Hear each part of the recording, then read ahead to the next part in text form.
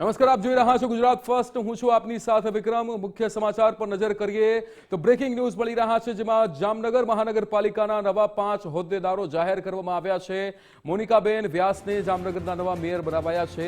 Rakesh ડેરને deputy mayor પદની જવાબદારી સોંપાઈ છે। ધીરેન મોનાણી જે સ્ટેન્ડિંગ કમિટીના નવા ચેરમેન બન્યા છે। શાસક પક્ષના નેતા પદે અમર મોદી નિભાયા છે। પ્રવીણાબેન રૂપડિયાને દંડક પદની જવાબદારી સોંપાઈ છે। ત્યારે જામનગરના પાલિકા તંત્રમાં નવી ટીમ અહીંયા કાર્યભાર સંભાળશે। ત્યારે એક જ વોર્ડમાંથી મેયર અને ચેરમેન જાહેર થયા છે। 5 હોદ્દેદારો જામનગર મહાનગરપાલિકાના જાહેર કરવામાં આવ્યા છે। મોનિકાબેન વ્યાસને નવા મેયર બનાવવામાં આવ્યા છે। રાકેશ ડેર કે જેને ડેપ્યુટી મેયર પદની જવાબદારી સોંપવામાં આવી છે। સ્ટેન્ડિંગ કમિટીના નવા ચેરમેન બન્યા છે ધીરેન મોનાણી। શાસક પક્ષના નેતાના પદે અમર મોદીને નીમવામાં આવ્યા છે।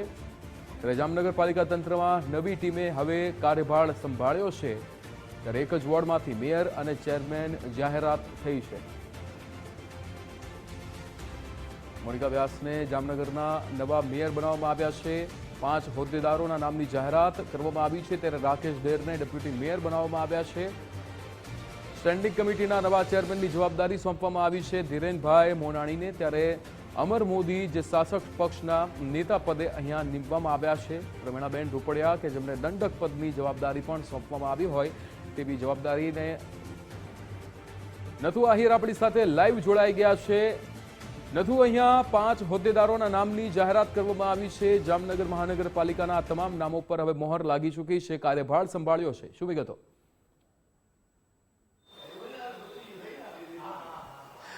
જી વિક્રમ, જે પ્રમાણે નામની જાહેરાત થઈ છે તે પ્રમાણે જે મેયર પદના ઉમેદવાર તરીકે મોનિકાબેનનું નામ આવતું હતું તેના નામ ઉપર મહોર મારવામાં આવી છે ને મોનિકાબેન 6ઠ્ઠા મહિલા મેયર જામનગર મહાનગરપાલિકાના બન્યા છે। ત્યારે અન્ય 4 હોદ્દેદારોની વાત કરવામાં આવે તો તે નામ પર, કારણ કે આશ્ચર્ય કહી શકાય, તે નામ જુદા જે ચર્ચામાં હતા તેની જગ્યાએ અલગ નામ આવ્યા છે। આપણી સાથે મહાનગરના પ્રભારી છે ધનસુખભાઈ જોડાયા છે, તેની સાથે સીધો સંવાદ કરશું। શું કહેશો ધનસુખભાઈ, મહાનગરના નવા પદાધિકારીઓની વરણી? પ્રથમ તો આપના માધ્યમથી જામનગરની અમારી ટીમ બની છે, જે મેયર તરીકે મોનિકાબેન વ્યાસ, ડેપ્યુટી મેયર તરીકે રાકેશભાઈ ડેર, સ્ટેન્ડિંગ કમિટી ચેરમેન તરીકે ધીરેનભાઈ મોનાણી, નેતા તરીકે અમર મોદી અને દંડક તરીકે પ્રવીણાબેન, ખૂબ સારી ટીમ બની છે। પ્રદેશ ભારતીય જનતા પાર્ટીએ પાર્લામેન્ટરી બોર્ડે જે મેન્ડેટ આપ્યો એને આજે જાહેર કર્યો છે અમે, અને સમગ્ર કાર્યકર્તાઓએ, કોર્પોરેટરે વધાવી દીધા છે, બધા પદાધિકારીઓ અને જામનગરની જનતાને પણ અમારો કોલ છે કે જામનગર શાનદાર જામનગરને જાજરમાન જામનગર બનાવવાના કોલ સાથે ભારતીય જનતા પાર્ટીની અમારી ટીમ કામે લાગી છે। આ એક નવી ટીમ આ જે છે મોનિકાબેન વ્યાસના નેતૃત્વમાં મહાનગરપાલિકાના માધ્યમથી કામ કરશે।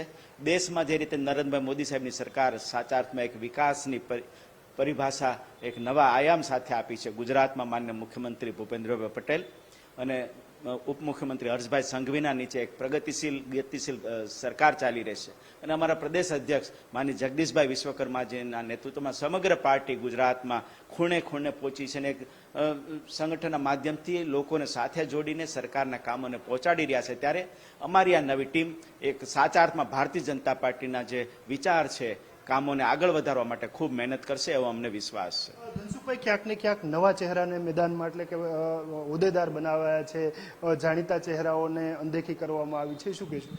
એવું કંઈ જ નથી। જ્યારે ટિકિટ આપી હોય કોર્પોરેશનની ત્યારે જાણીતા ચહેરા જ હોય છે।